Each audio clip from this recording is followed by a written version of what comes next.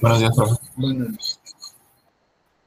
Vamos a, decíamos compañeros que íbamos a ver hoy cómo se desarrolla la audiencia oral. Ya habíamos comentado que dentro de la audiencia oral el juez nos va a pedir que nos individualicemos cada uno, le va a decir al Ministerio Público que se individualice, le va a decir a la defensa, ya sea de oficio o privada, y al imputado les va a decir que se individualicen. Habíamos comentado que es individualizarse, es decir, quién soy, qué represento. En el caso del Ministerio Público, pues soy el agente del Ministerio Público fulanito de tal, ¿verdad? Adscrito a tal dirección o departamento de la Procuraduría. Me voy a identificar con mi gafete y voy a señalar domicilio para oír notificaciones. Así es como se individualiza esa parte que le llamamos a eso. Recordemos que una vez que ya hicimos la individualización, el juez le va a dar la palabra al Ministerio Público para efectos de que haga su exposición de la teoría del caso. Acuérdense, no se puede leer. Todo lo debemos de traer ya en la mente para empezar a decir cuál es el hecho circunstanciado que le estamos acusando al procesado o al acusado. De igual manera, el defensor, ¿verdad?, deberá de exponer cuál es su teoría del caso, cómo va a defenderlo, y también tendrá que individualizar cada prueba. Ya hemos dicho, ¿cómo individualizamos las pruebas? Solicitando se incorporen a juicio a través de interrogatorio, a través de que quede registro por los medios tecnológicos o electrónicos, ¿verdad?, para que pueda el juez de juicio allegarse de esos elementos. Y decíamos que pasa también, ahora ya una vez que individualizamos las pruebas, los medios de prueba que vamos a utilizar para demostrar el Ministerio Público su teoría del caso y la defensa su teoría del caso, entonces tenemos que pasar ahora a los acuerdos probatorios. ¿Qué son los acuerdos probatorios? Cuando las partes, es decir, el Ministerio Público y la defensa, se ponen de acuerdo en que algún hecho circunstanciado dentro de nuestra teoría del caso ya queda demostrado, es decir, los dos nos ponemos de acuerdo en que cierto medio de prueba lo aceptamos. Es decir, ya no se va a desahogar ante el juez de juicio porque los dos, el Ministerio Público y la defensa, y por supuesto también la coadyuvancia, está de acuerdo en que ese hecho ya quedó probado. En el caso que nosotros, dentro del ejercicio mental que pusimos en cuanto al robo, ¿verdad?, el Ministerio Público y la defensa se van a poner de acuerdo qué hechos consideramos que ya quedaron o estamos de acuerdo en que quedan ya probados. No hay necesidad de desahogarlo porque los dos aceptamos que ese hecho con el documento o con el medio tecnológico, es decir, una grabación, una videofilmación, estamos de acuerdo que está probado ese hecho. Ya no nos interesa desahogarlo ante el juez porque los dos estamos aceptando. Eso es tener un acuerdo probatorio. Vamos a ver cómo el juez, si la defensa y el Ministerio Público le hacemos saber al juez que ya tenemos un acuerdo probatorio y le decimos que la fotografía, por ejemplo, ¿verdad?, la fotografía donde aparecen los acusados, la damos como si hubiese ya quedado desahogada, pues le vamos a hacer saber y el juez lo único que va a decir, bueno, ¿están de acuerdo entonces que esta fotografía prueba que el sujeto estuvo en el lugar de los hechos? Sí, estoy de acuerdo. ¿Tú, Ministerio Público? Sí, estoy de acuerdo. ¿Tu defensa? Sí, estoy de acuerdo. Entonces, ese hecho va a quedar probado. Ese es un acuerdo probatorio, a eso se refiere. Y vean ustedes, aquí sí me voy a permitir leer lo que dice el artículo 344 del Código Nacional de Procedimientos Penales, que dice desarrollo de la audiencia. Dice, al inicio de la audiencia, el Ministerio Público realizará una exposición resumida de su acusación. ¿Cuál es esa exposición resumida de la acusación? Pues su teoría del caso. Describir el hecho que le está acusando, por el cual lo está acusando. Es decir, a tal hora, en tal fecha, se subieron, sacaron las armas, amenazaron y desapoderaron del reloj, de las bolsas y esto. Ahí está resumiendo. No nos tiene que hacer toda una historia. No, nada más dame, resúmeme. Por eso lo dice la ley, resumirá. Ah, señoría, a tal hora, en tal lugar, se subieron fulanito y sutanito, los cuales sacaron un arma de fuego y el otro sacó un cuchillo y a través de eso amenazaron a las personas diciéndoles que entregaran los relojes, los celulares, las bolsas y todo. Punto. Ahí está resumido. Y dice, entonces, resumidas, seguida de las exposiciones de la víctima u ofendido. Es decir, el coadyuvante, el asesor jurídico, también va a decir que está de acuerdo en la exposición que hizo el Ministerio Público. O si él quiere agregar algún otro acto resumido, no se pueden extender las historias. Debe de resumir, ¿verdad? En ese momento, el hecho circunstancial. Y de igual manera, el acusado por sí o por conducto de su defensor tendrá que exponer su teoría del caso. Sí, su señoría, aceptamos que fulanito y sutanito se subieron, sacaron el arma y todo. Pero acuérdense que estamos en el caso de que estamos señalando y que nuestra defensa va a basarse en la necesidad que tuvo el sujeto de robar. Y le tenemos que decir en ese momento al juez que sí reconocemos que se subieron y todo, pero que fulanito de tal lo hizo por necesidad de obtener dinero para la enfermedad. Lo tenemos que decir porque esa es nuestra teoría del caso. No queremos quitar que le quite la pena, pero sí queremos que tome en cuenta esas circunstancias para que la pena sea menor. Que el juez, cuando haga la valoración de las pruebas y declare culpable al sujeto, tome en cuenta las circunstancias de necesidad que nosotros le estamos haciendo y que le probamos para que la pena sea menor. Ahí está resumida también nuestra exposición en cuanto a nuestra teoría del caso. Y ya viene la individualización. Entonces dice, y el acusado por sí o por conducta de su defensor. Acto seguido, las partes podrán deducir cualquier incidencia que consideren relevante presentar. Asimismo, la defensa promoverá las excepciones que procedan conforme a lo que se establece en este código. ¿Qué excepciones, de qué excepciones estamos hablando? Podemos hablar de una excepción contenida en alguna causa de excluyente de responsabilidad, ¿sí? Es decir, la excepción de que no se me dio todo el material probatorio, el Ministerio Público no me lo presentó. Hay una excepción a la defensa adecuada, al desarrollo, ¿verdad?, de el descubrimiento probatorio. Entonces, tenemos que señalar también ahí qué es lo que manifestamos, con qué estamos inconformes, pues, para que me entiendan. Dice, desahogado los puntos anteriores y posterior al establecimiento, en su caso, de acuerdos probatorios, el juez se cerciorará de que se ha cumplido con el descubrimiento probatorio a cargo de las partes. Y en caso de controversia, abrirá debate entre las mismas y resolverá lo procedente.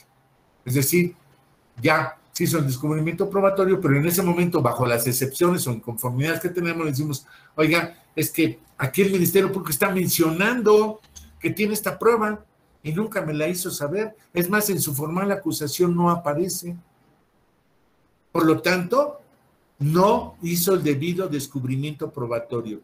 Por lo cual solicito, si en este momento el Ministerio Público está considerando que también es un medio de prueba que está ofreciendo, pues que me la haga saber, que se suspenda la audiencia, que me la haga saber para yo preparar la defensa de esa prueba.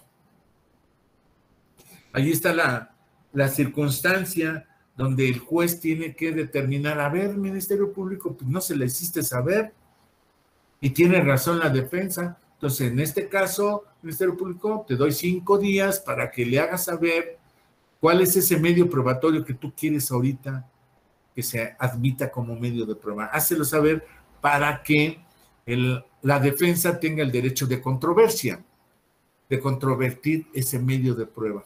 Y ofrecer a la vez la defensa, si tiene algún medio probatorio que controvierta ese medio de prueba que tú estás ofreciendo. A eso se Profesor, refiere. Mándeme. Sí, adelante. bueno, yo quería preguntarle que si, por ejemplo, hacérselo saber a mi parte contraria consiste nada más en dejarlo en la carpeta de investigación para que se integre, por así decirlo. Ajá. A ver, pero en sí, ¿cuál es la pregunta?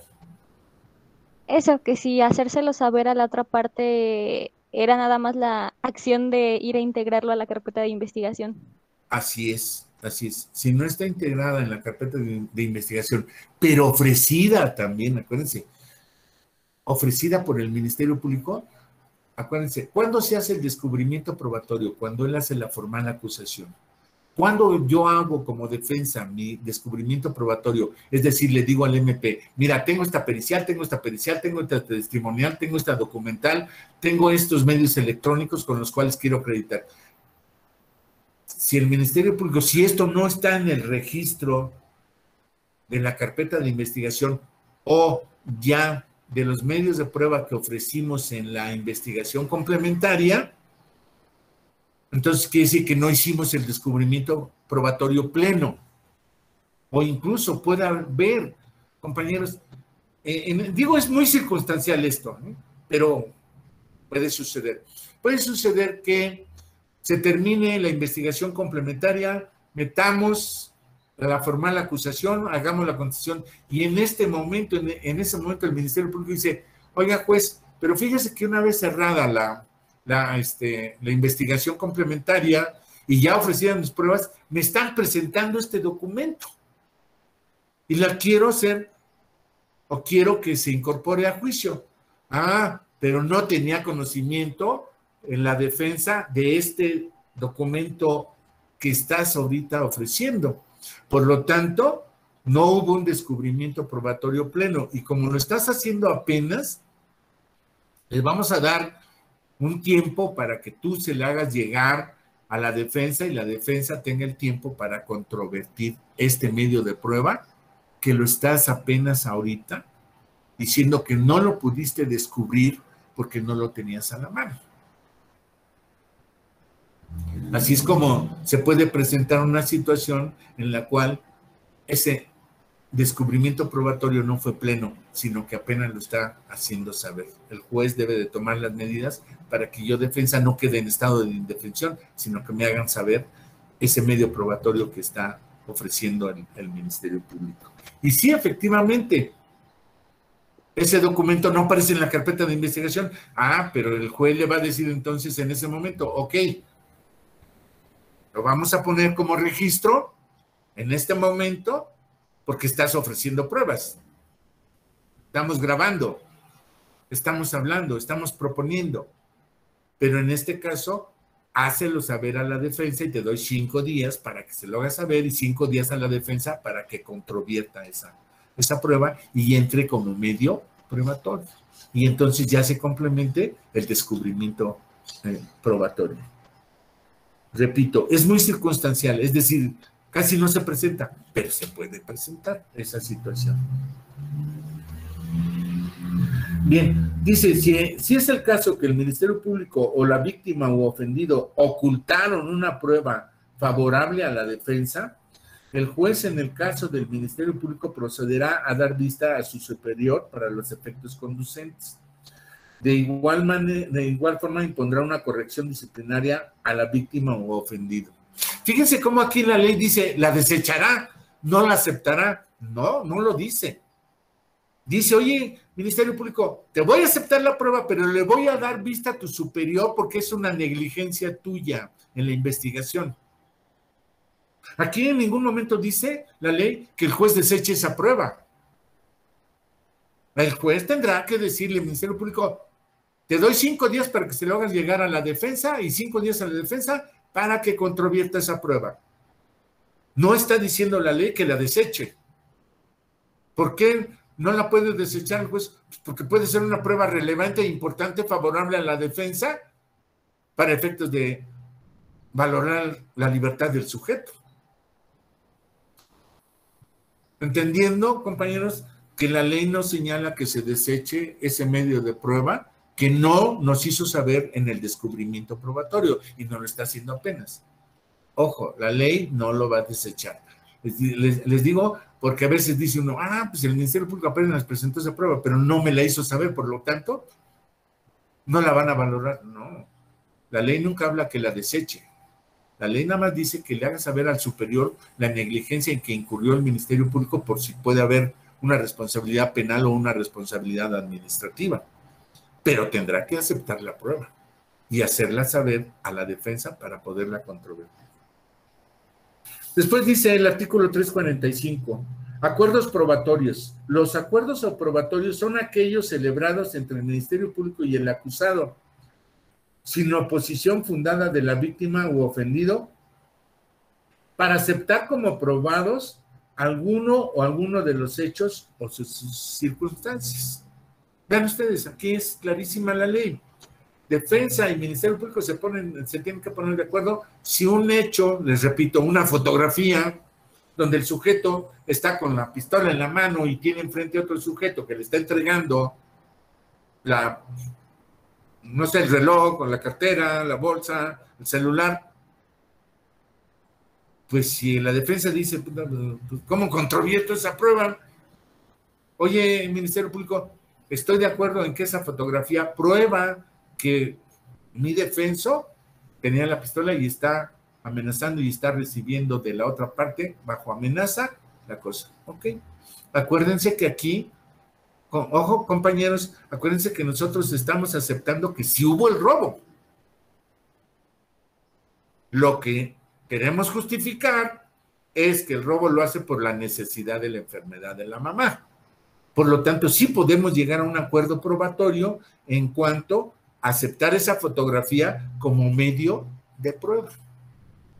Y ese es el acuerdo probatorio que se hace entre el Ministerio Público y la defensa. ¿Por qué? Porque a mí no me interesa demostrar que no lo hizo.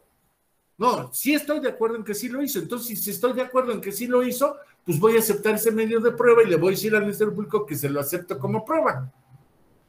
Ya no lo voy a desahogar ante el juez de juicio.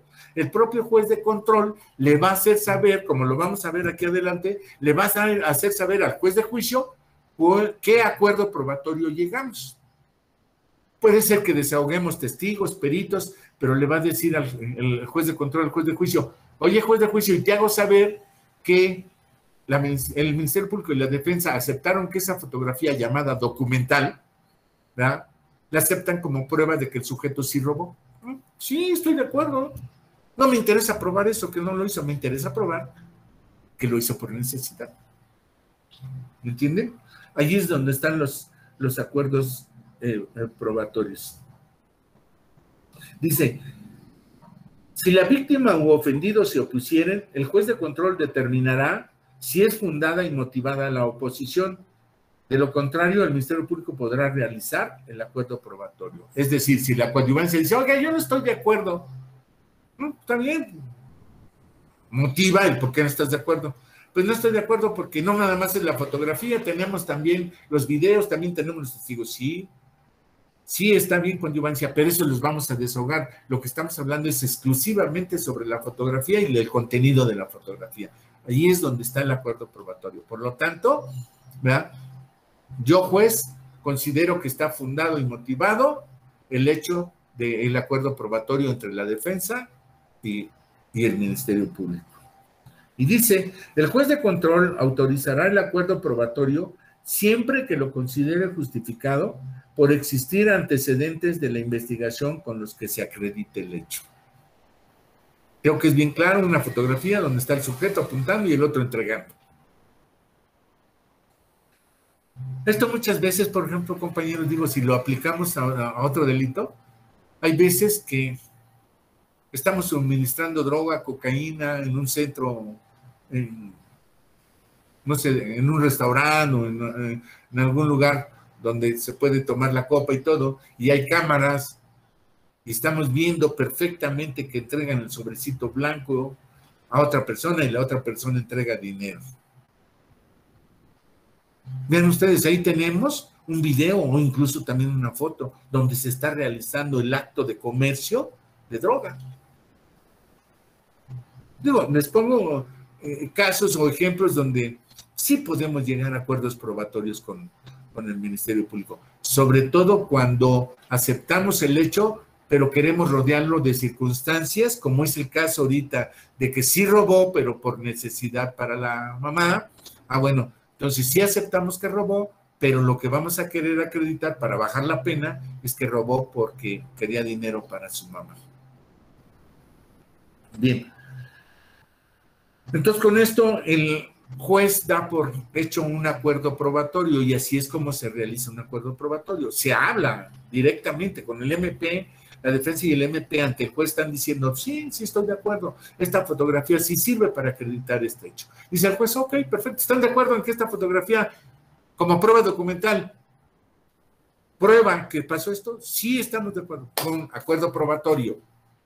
Ya no vamos a desahogar ese documento ante el juez de juicio. Al juez de juicio le vamos a decir que estamos de acuerdo que ese documento llamado fotografía es una prueba de que se cometió el delito.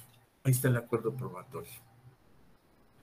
Bien, se terminan ya los acuerdos probatorios. Ahora vamos a pasar, dentro de esa misma audiencia oral, vamos a pasar a lo que es la exclusión de medios de prueba.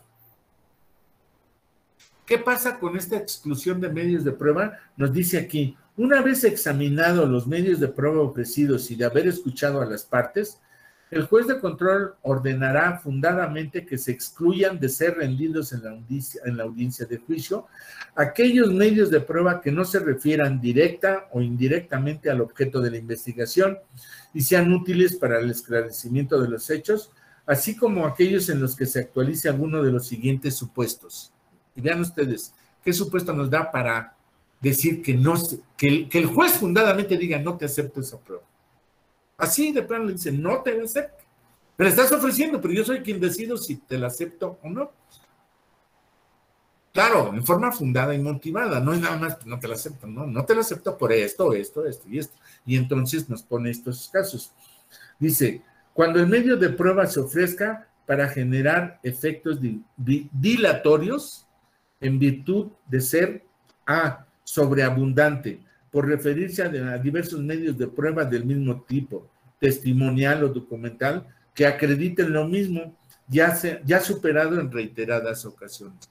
Es decir, a veces un solo hecho lo queremos meter, y esto es muy común, para efectos de los abogados.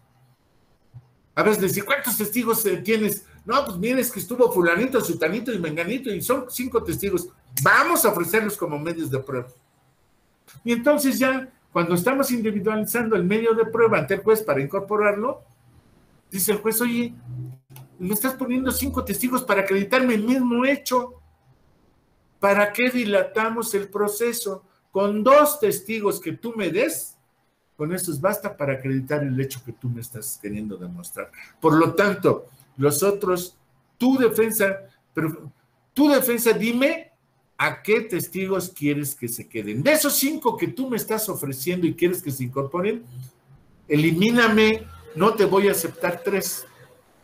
Dime a quién quieres dejar como testigos de esos 5. Vean ustedes cómo ahí está depurando los medios de prueba el juez. Son abundantes, son muchos para acreditar el mismo hecho. A eso es a lo que se refiere esta fracción. Cuando es abundante la prueba y quiere demostrar lo mismo, pues el juez, para efectos de no dilación procesal, es decir, ¿para qué desahogo 5 si me bastan con 2 para probarme el hecho? Allí está la depuración de los testigos. Igual de los documentos, si estoy presentando 3 o 4 documentos para demostrar un hecho, pues te voy a decir que como todos inciden para demostrar el mismo hecho, que me digas qué documento idóneo, pertinente consideras, te voy a desechar 2. Dime con esos otros 2 documentos cuál prefieres que incorporemos a juicio. Porque esos 4 documentos hablan de lo mismo. Por lo tanto, nada más con 2 puedes probar el hecho. Y entonces ahí hay una depuración también de pruebas, en este caso documentales. Después dice el inciso B, impertinentes por no referirse a los hechos controvertidos. Sí. Hay veces que nosotros decimos, y ofrezco como testimonial la declaración del policía de investigación que llevó a cabo la detención. Y la otra, también testimonial del otro policía que llevó a cabo la detención. ¿Ok? Va a decir el juez, oye, ¿y cuál es la pertinencia de la prueba? Es decir, ¿cómo relacionas esto con la conducta que tú estás planteando como teoría del caso? Pues el que lo detuvo en una orden de aprehensión. Me lo ponen a disposición por una orden de aprehensión. ¿Qué tiene que ver? ¿Cuál es la relación de que el policía de investigación que cumplió la orden de aprehensión me lo ofrezcas como prueba? ¿Qué me quieres probar con eso? ¿Que lo detuvo? Pues no hay pertinencia. Ofréceme testigos del hecho que le están imputando al acusado. Pero no me pidas, no es pertinente que declaremos a un policía de investigación porque cumplió una orden de aprehensión. ¿Qué relación tiene? Acuérdense que la pertinencia de la prueba debe tener relación con los hechos, con la conducta material antijurídica, no con la conducta del policía que lo aprendió. ¿Cuál es la relación que tiene? Pues ninguna. Yo estoy cumpliendo con mi... Digo, si fuera el caso de que diga, ok, te lo acepto, ya en audiencia de juicio, ¿qué le voy a preguntar al policía de investigación respecto al homicidio, por ejemplo? O al robo, o al fraude por el cual se giró la orden de aprehensión. Va a decir el policía de investigación. Policía de investigación, ya preguntas de la defensa. Policía de investigación, en relación a los hechos, ¿en relación a cuáles hechos? ¿A la detención que yo hice? Pues sí, yo tenía una orden de aprehensión, lo detuve. Pero en relación al homicidio, no sé nada de eso. Yo no estuve presente, ni tuve conocimiento, ni nada. Yo simplemente me dieron la orden y me dijeron que detuviera ese sujeto. ¿Qué relación tiene con los hechos? Ninguna. Por eso también aquí, pues el juez de control va a depurar eso. Cuando considere que el medio probatorio que nosotros estamos ofreciendo no es pertinente. ¿Qué entendemos por pertinencia? Aquí nos lo está diciendo la ley. ¿Qué entendemos por pertinencia? Que no se refiera o tenga relación a los hechos. Cuando una prueba no es idónea, ¿qué tiene que ver una pericial en materia de medicina con una pericial en materia de armas o en materia química? No es idónea. No me sirve para demostrar. Acuérdense que la prueba tiene 2 efectos: la pertinencia y la idoneidad. La pertinencia es que tenga relación. Idónea, que me permita demostrar el hecho. Ahí es donde está la prueba idónea. Esta prueba es idónea para demostrar o para no demostrar. Y la pertinencia es qué relación tiene ese medio de prueba con el hecho. Por eso, aquí nos señala y nos dice, va a depurar eso, no nos los va a aceptar el juez. Por supuesto, estamos hablando que el juez tiene que fundar y motivar el por qué no lo acepta. Porque si no, pues sería materia de amparo. ¿Entiendes? Después dice, fracción segunda, inciso C, innecesarias por referirse a hechos públicos, notorios o incontrovertidos. Si tenemos un documento público que acredita un hecho, pues sería innecesario presentar otros documentos que acrediten el hecho que ya está señalado en ese documento público. Es innecesario que me traigas otros documentos. Este documento es público y tiene valor probatorio pleno. Después dice la fracción segunda, por haberse obtenido con violación a derechos fundamentales. Por supuesto, ¿verdad? Una declaración de un testigo, de un denunciante, donde está amenazado o donde lo tenemos amenazado y obtuvimos su declaración a través de eso, de una amenaza. Es violatorio. Obtuvimos algunos instrumentos del delito sin la orden de cateo correspondiente y la estamos presentando en juicio. No la conseguí conforme a los medios lícitos. La conseguí porque me metí a la casa sin una orden de cateo. Ahí hay violación a derechos fundamentales, ¿verdad? Es decir, no conseguí esa prueba es ilícita, porque no la conseguí conforme a lo que me ordena la ley procesalmente. También me la van a desechar. Fracción tercera, por haber sido declarada nula. Una sentencia en materia civil, una sentencia en materia mercantil, una sentencia en materia fiscal. Si ya fue declarado nulo, que yo no evadí impuestos, ¿qué objeto tiene que la ofrezca si ya está declarada la nulidad?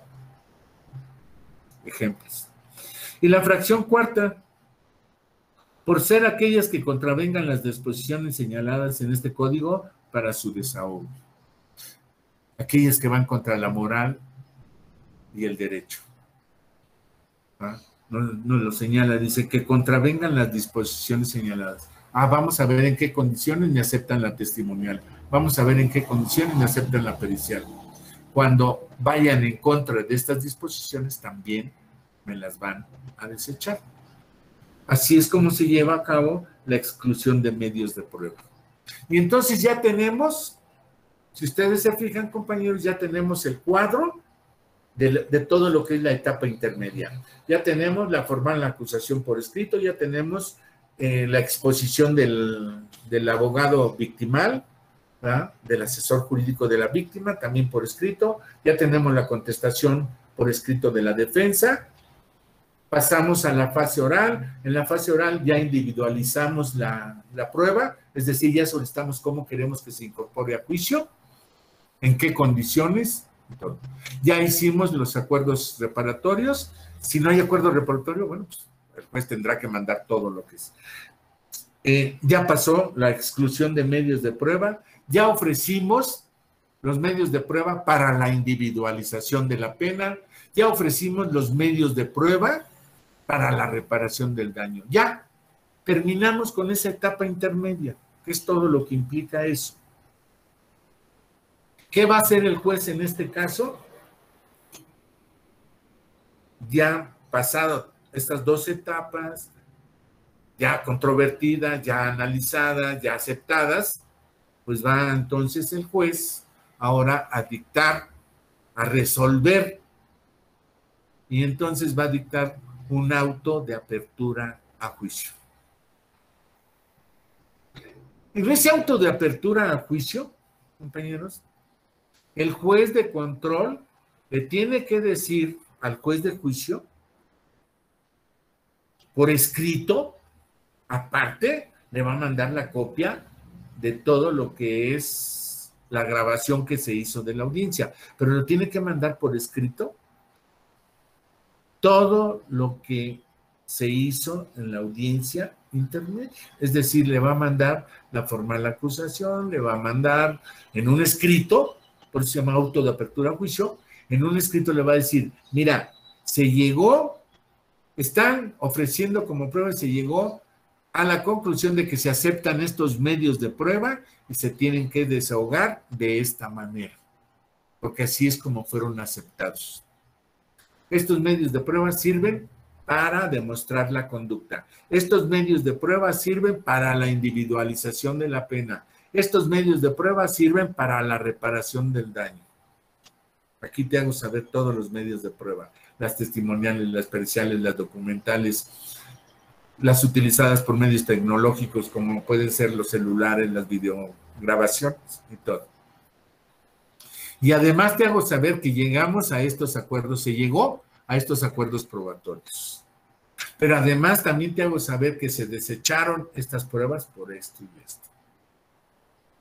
Por lo tanto, queda y te envío por escrito, así como el CD o la USB, donde está pormenorizada la audiencia intermedia donde se acepta. Para efectos de que se desahoguen ante tu presencia la forma como se van a incorporar por interrogatorio, por registro por los medios electrónicos. Ahí le vamos a hacer saber al juicio eso. Vean ustedes, dice el artículo 347, auto de apertura a juicio. Antes de finalizar la audiencia intermedia en su fase oral, porque ya pasó la escrita, antes de finalizar la audiencia, el juez de control dictará el auto de apertura de juicio que deberá indicar. Número 1.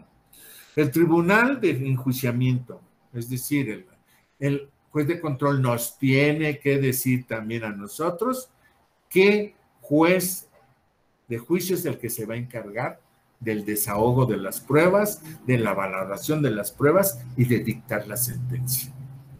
¿Qué juez es competente? Número 2, la individualización de los acusados. ¿Quiénes son?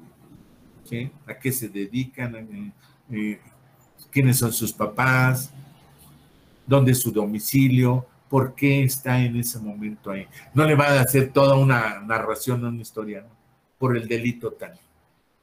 Es un joven de 24 años, el cual tiene la licenciatura en agronomía, ¿verdad? Es hijo de fulanito y sutanito y está, en este caso, por el delito de...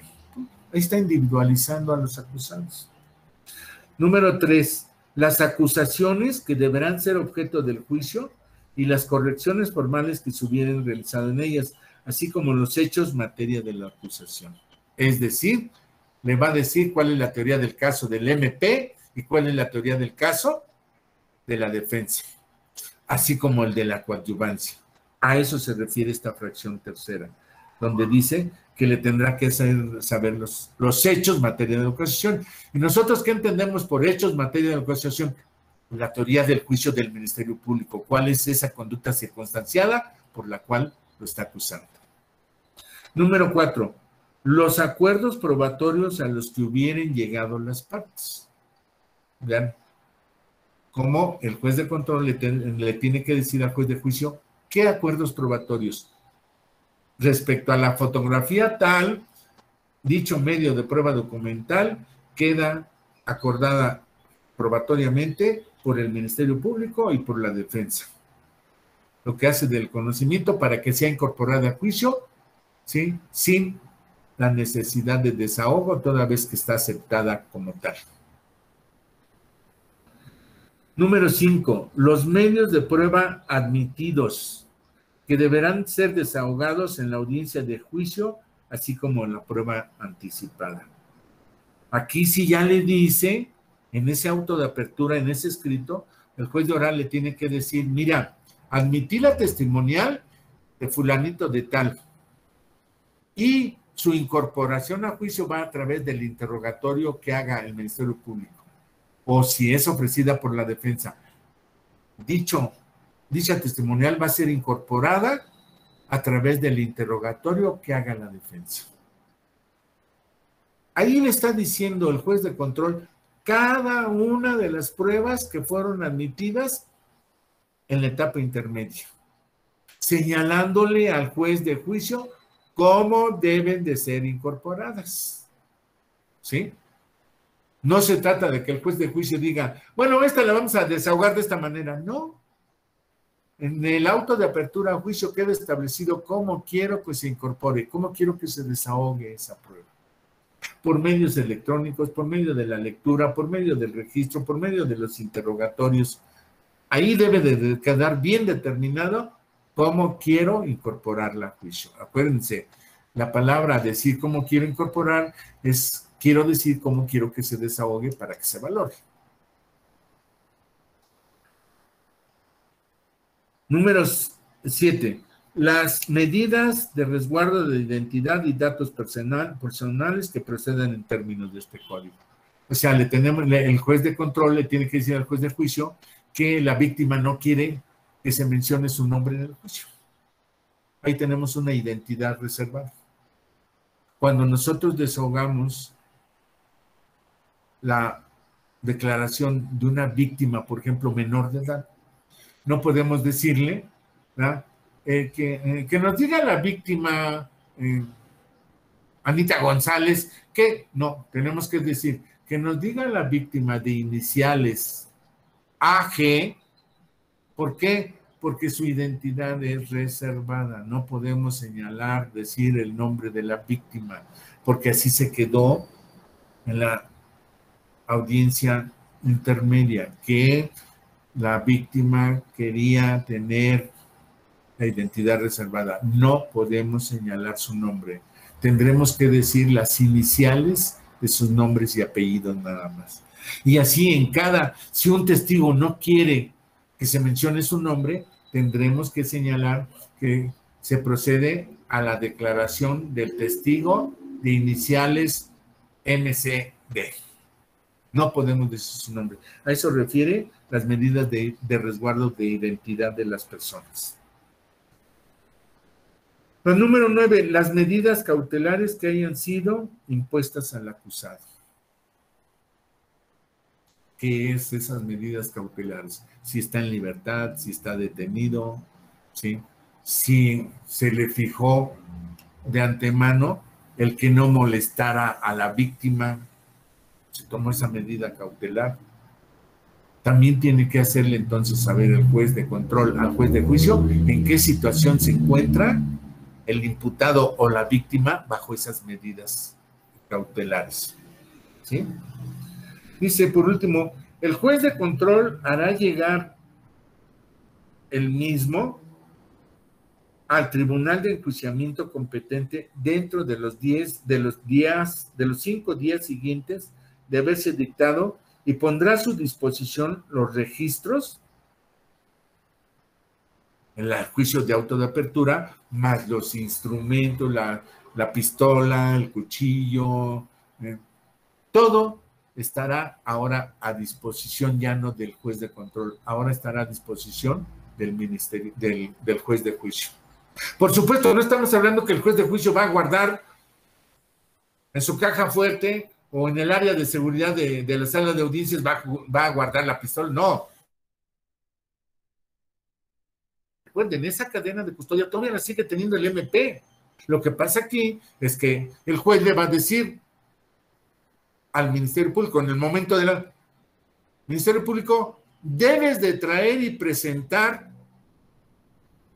la pistola, debes de traer y presentar el cuchillo, el cual se encuentra en cadena de custodia de acuerdo al auto de apertura a juicio que me mandan. Tú lo tienes bajo tu custodia. Por lo tanto, te ordeno que lo presentes para su desahogo, para el registro, para su reconocimiento, para que nos digan que ese instrumento del delito, qué función tuvo.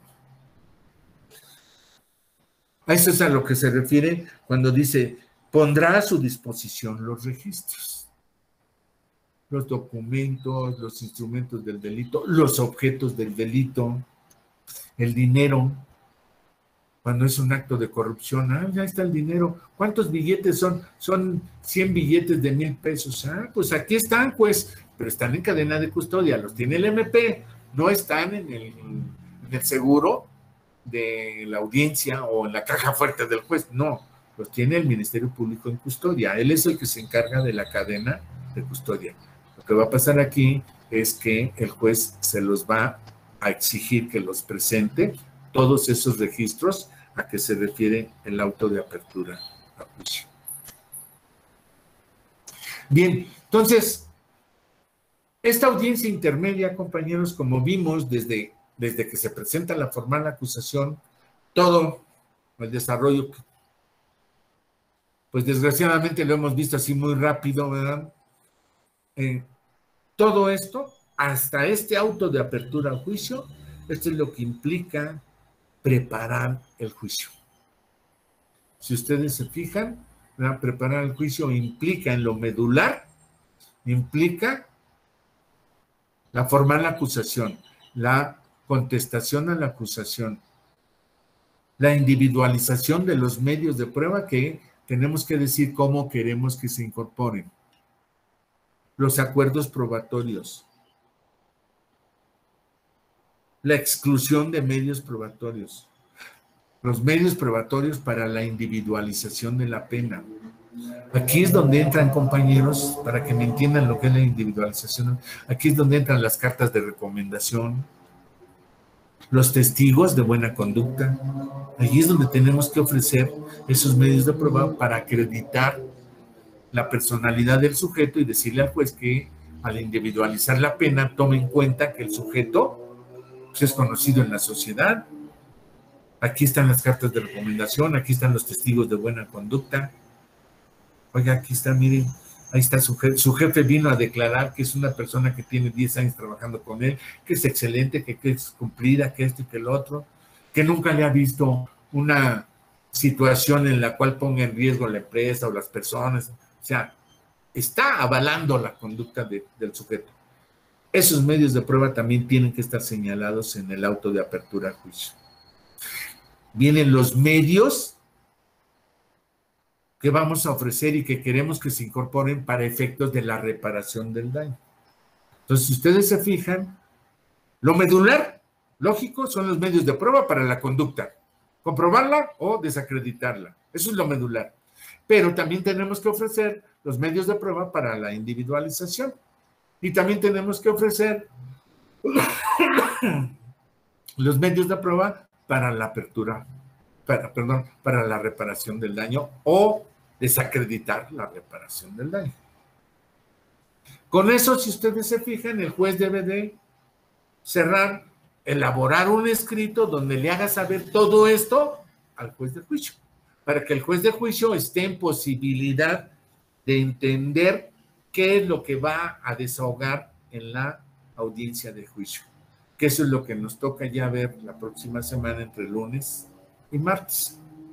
Y les digo entre lunes y martes, compañeros, porque el miércoles hay examen. Disculpe, profesor. Sí. Respecto a la entrega del trabajo,